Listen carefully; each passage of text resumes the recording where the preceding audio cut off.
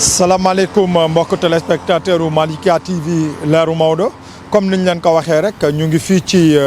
Maroc fii ci mosquée Hassan II fas yéene julli fi juma waaye tamit fas yéene waxtaan ak mbokk yi nga xamante ne mooy communauté yi jógee ci sous-région bi ñëw assister li nga xamante ni mooy la grande ziara Cheikh Omar Foutiyou Tall fii ci Maroc mu war a am samedi incha allah fële ci Rabat à partir de 17h ngeen koy am en direct ci Malikia TV leeru Maodo waaye mbokk yi ñu fekk fi une communauté vraiment bu ñu baax ñoo xam ne ñu yaatu lañu ñoo xam ne ñu bëgg sénégalais yi lañ ndax ku ne xam na ni Maroc ak Sénégal li ñu luyee lu dëgër la muy alaaxa bi nga xamante ni dox na ci diggante Seydi Cheikh Ahmed Tidiane ak mag ñu baax ñi nga xamante ni ñoo nekk fële ci Sénégal loolu dox ba buuru Maroc nga xamante ni tey moo nekk tey kilifa fii ci dëkk bi waaye ànd ko ak mboolem nag communauté marocaine bi di sargal toujours dëkk ba la nga xam ne mooy Sénégal nga xamante ni kilifa yi fa nekk muy état bi di le président de la république ak ñi mu am ñëpp nag ak mboolem xulafa yi fa nekk rawatina ñi nga xamante ni ñu ngi yëngu ci tarixa Seydi Cheikh Ahmed Tidiane doxal nañu ay relations sur le plan diplomatique sur le plan spirituel sur le plan culturel nekk loo xamante ni wax dëgg yàlla soo fi ñëwee da ngay gis ne ñaari dëkk yi alaaxa bu dëgër la ñaari dëkk yi daal li leen liyee yaakaar naa ni boo fi ñëwee di nga ko yëg di nga xamante ni lii liggéey la bu jiitu sunu ay wéyjur jiitu sunu ay maam waaye nekk loo xamante ni ma nga tàmbalee ci Seydi Cheikh Ahmed Tidiane ak li nga xam ni donn na ko muy tarixa Seydi Cheikh Ahmed Tidiane jëlee ko ci maamam yonent bi sallallahu alayhi wa sallam kon nag ñu àndoon ci ak ñu war a ànd ak Cheikh Ahmed Tidiane Bathily ak équipe bi mu àndal COSCAS ak la fédération des daayira yi fi nekk ak mboolem comité yi nga xamante ni ñëw nañu représenté lenn ci njaboot yi dundal tarixa bi foofu ci Côte d'Ivoire fële ci Guinée ba ci Indonésie ci Sénégal ñëpp ñëw ngir rek wéttali ko ci liggéey bu mag boobu nga xamante ni ren moo nekk 2e édition fii ci Maroc incha allah waaye liggéey boobu yëpp nag dinañ ci ànd ak Malikia TV leeru Maodo. comme ni ñu leen ko waxee rek ñu ngi fii ci mosquée Hassan II nga xamante ni vraiment soo fi ñëwee da ngay gis ni que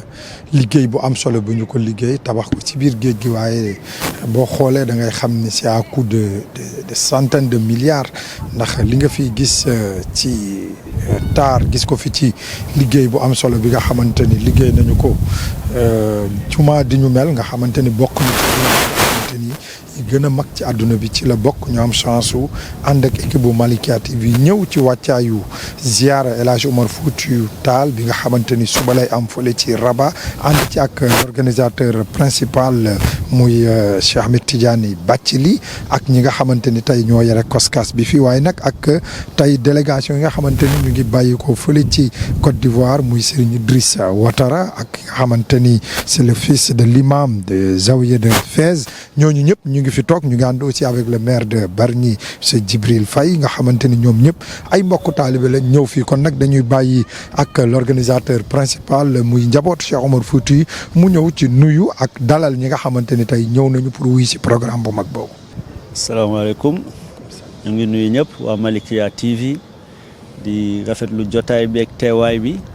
di si nuyu suñu soppe suñu xarit di Seydi Mbuub ñaan yàlla mu dëgëral taxawaay bi bu baax a baax ak ñi mu àndal ñëpp ñoom nguuda ak ñëpp su ko defee tamit ñu ngi ci ànd ci liggéey bi ci ziara Cheikh El Hadj Omar bi édition 2024 ci organisation ak waa COSCAS président Ndiaga moo nekk nii ci ndigalu maam Ousmane di ci ànd ak suñuy gan ñu ñëw ak ñu nekk si yoon bi di ñëw ci ñi yegg si depuis démb muy Sidi Idrissa Ouattara bu Côte d'Ivoire am fa taxawaay bu rafet macha allah di liggéeyal tarixa bi bëgg Cheikh El Hadj Omarul Fouti lool di gëstu ci ay mbiram di ci def yitte bu rëy vraiment ñu ko ciy accompagner. ànd ci itam ak suñu soppe suñu xarit muy Chérif Mohamed Lamrani du ku baax ku yiw ku bëgg sénégalais yi ku bëgg jullit yi ku bëgg ñi nga xam ne ay njabootu Cheikh Seydi Ahmed Tidiane lañ radiyallahu taala anhu at bu jot day ànd ak ñun di toppatoo lépp fépp foo xam ne war nañ fa dem ak yëpp moom ak ñi mu àndal ñëpp dañuy ànd def ci yitte bu rëy macha allah léegi nag su ko defee xëy nañ jox kàddu bi Sidi Idriss Ouattara s'il a des mots à dire à échanger il est là et Malikia TV ils sont là aussi. Assalamu alaikum wa rahmatullahi wa barakatuh. Salam à tous les frères et sœurs Et nous remercions la télévision Malikia de nous avoir donné cette opportunité et remercions notre frère Sidi Batili qui organise pour la deuxième fois cette journée de Cheikh Oumar Foutiyou Tall. Et nous sommes toujours partants pour tout ce qui est du développement de la Tijania à travers le monde entier. Et surtout montrer la vraie voie de la Tarika. Et toujours accompagné de notre frère et ami Sidi Lamrani, à qui nous remercions, nous disons toujours merci pour tout son soutien à tout moment. Vraiment, assalamu alaikum wa rahmatullah. Merci, M. Ouattara. Mais est-ce que tu peux nous parler comment les gens vivent la tariqa là-bas en Côte d'Ivoire? Oui, alhamdulillah, la tariqa en Côte d'Ivoire est très bien suivie. Parce que notre grand cheikh, qui est au fait moi-même mon cheikh, qui est mon père en même temps, qui est le calife général de la Tijania de la Côte d'Ivoire,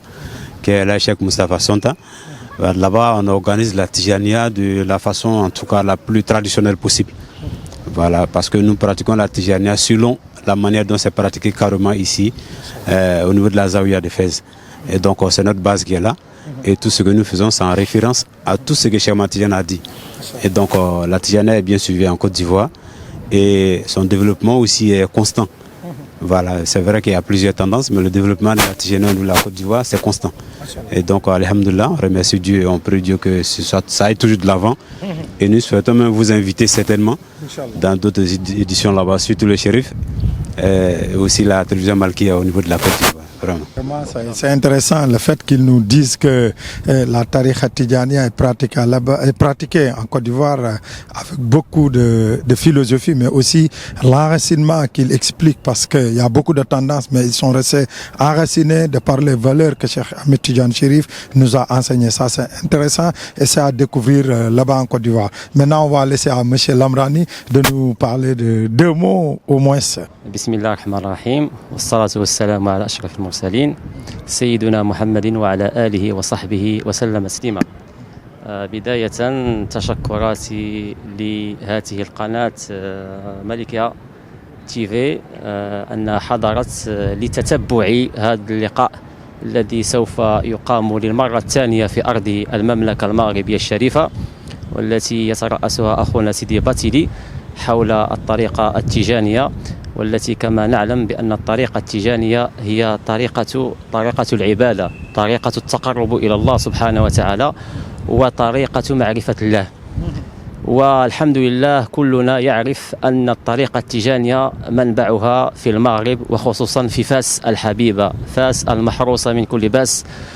لشيخها أبي العباس أحمد تيجاني رضي الله تعالى عنه.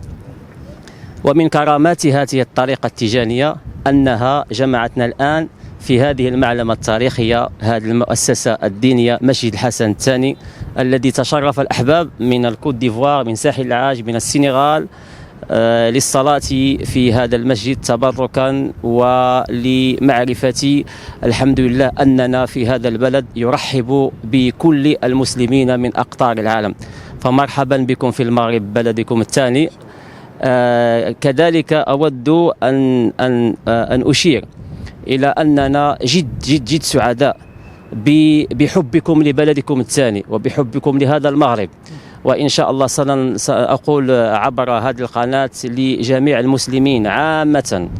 ولأحبابنا التيجانيين خاصة في كل ربوع المملكة وفي كل ربوع العالم،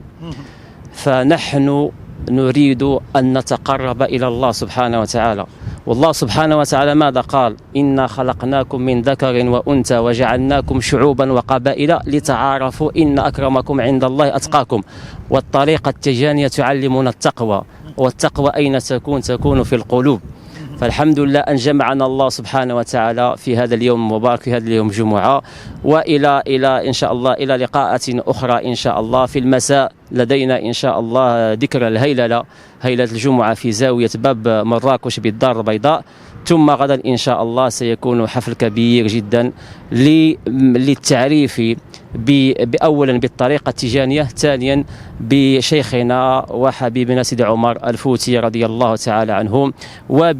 وهذا من كرامات الشيخ سيدي أحمد تيجاني رضي الله تعالى، أنه في كل قطر وفي كل بلد نجد خليفة ونجد نائبا عليه. هذه سر الطريقة التيجانية، حيث لا يمكن مثلا أن نحن هنا في المغرب وإخواننا في ساحل العاج أو إخواننا في نيجيريا أو في السعودية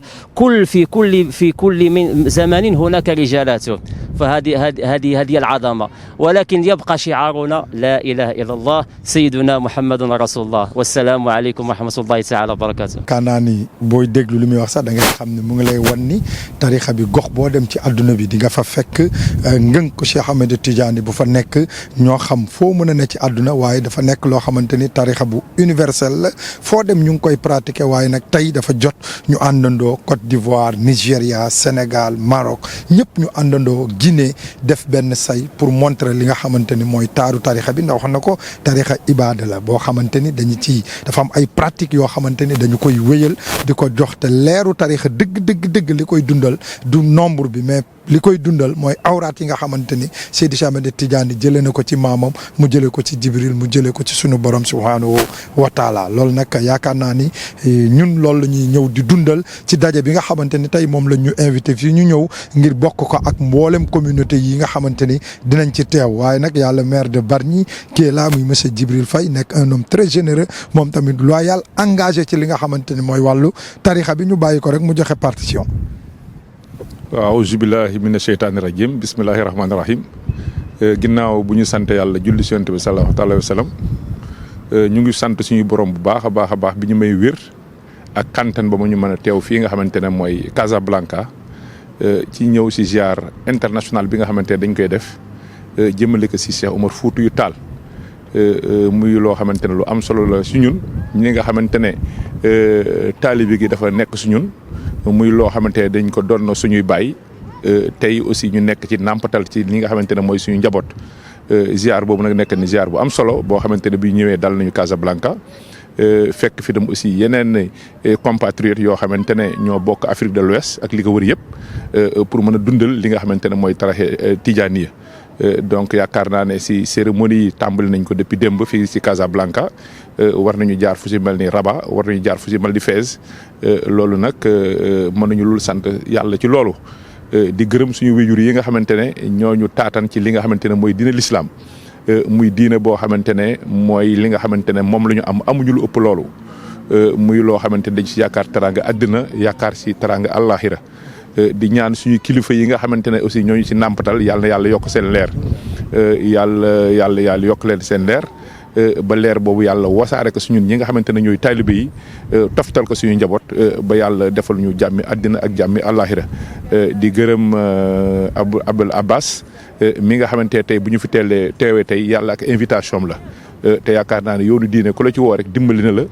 ndaxte yoon wi amuñu yoon wu ko ëpp. Parce que yoon la woo xamante ne yoonu leer la, yoon la woo xamante ne yoonu taalibi la, yoon la woo xamante ne lépp diine l'islam la, mu jóge si li nga xamante ne mooy yonent bi sallallahu taala alayhi wa sallam. Di wax ne ziar bi lépp lu ñu wut si rek yàlla na yàlla nangu ñaan yi, yàlla na yàlla yokk sutura yi, yàlla may ñu wér, may ñu gudd fan, yokk barte bi, yokk sutura bi, yokk tarang bi. Te suñu njaboot yi nga xamante ne moom la ñu bàyyi suñuy dëkk ba teew fii, ñu ngi leen di wax ne lépp lu ñu ñaan fii rek yàlla na ko yàlla wasaare si ñoom, wasaare ko si njaboot gi yëpp. Donc kàddu yooyu daal amul lu ma ciy yëkkati, muy kàddu yu mbégte, di kàddu yu ngërëm, di kàddu yu sant, di kàddu yu gërëmit aussi suñu borom mi nga xamante ne moo ñu may wér kàntanal ñu ba ñu teew fii. Di sant bu baax délégation yi nga xamante ne yëpp ñoom ñoo fi teew, ñu jóge ci réew bu nekk boo xamante ne nekk ni ci Afrique de l'Ouest. ñu ngi leen di gërëm bu baax di leen dalal, di leen ñaanal yàlla, ndaxte àddina moom nit amul lu dul ëpp sa diine, rawatina li nga xamante ne mooy diine l'islam. Muy loo xamante ne ku ci yàlla nàmpatal rek mën nañu wax ne am nga texeek àddina, waaye nag aussi am nga texeek àllaaxira. Di sant bu baax di gërëm ñëpp incha allah. jërëjëf monsieur le maire ci kàddu yooyu. yaakaar naa ni dañuy bàyyi rek waa COSCAS ñu sànni seen kàddu ñu soog a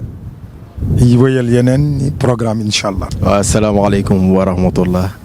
Sëriñ Mboup ñu ngi lay ziar bu baax a baax, di la ñaanal yàlla, di la dalal ak jàmm ci dëkk bi nga ñu fekk, di nuyu bu baax ñeena seqal taxawaay wi. nuyu bu baax a baax sëriñ Bathily mi nga xam ne ni moom moo fi nekk suñu buntu ci Cheikhul Omar Foutiyou Tall. Di nuyu le maire de Bargny, di nuyu waa Guinée, di nuyu Chérif bu baax a baax di nuyu téléspectateur malike yi ji seetaan yëpp. Di nuyu également le consulat Sénégal fii ci Maroc Casablanca monsieur Youssoufa Diop ñu ngi koy nuyu bu baax di ko ziar bu baax a baax a baax di nuyu suñu président Mame Ousmane international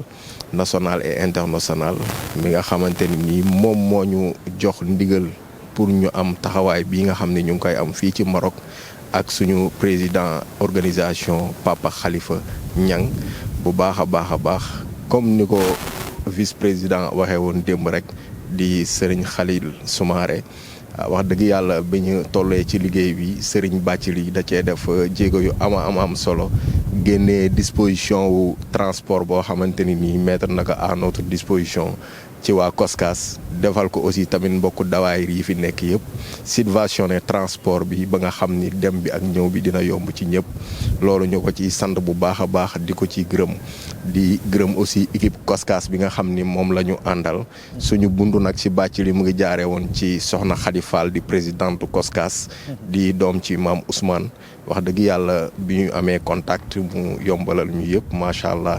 ñu sant ko ci bu baax gërëm ko ci bu baax ànd ak ñoom ci liggéey bi suba incha allah bis mi nga war a départ à partir de 15h fii la war a départ Casablanca dem Rabat à partir de 22h la ñu am retour bisu COSCAS mi ngi départ à partir de 8h30 donc bu ko defee ñu bàyyiloo ko xel mbokku taalibe yëpp surtout rawatina taalibe yi nga xam ne ñu ngi fii ci royaume bi képp ku ci bëgg a dem rek mën ngaa jokkoo ak waa ashabul wasifa wala nga jokkoo ak waa daayira sopp na bi wala waa COSCAS su ko defee dinañ la wax bii si fi muy taxaw nga mën a dem ci jàmm ñëw ci jàmm asalaamaaleykum wa rahmatullah.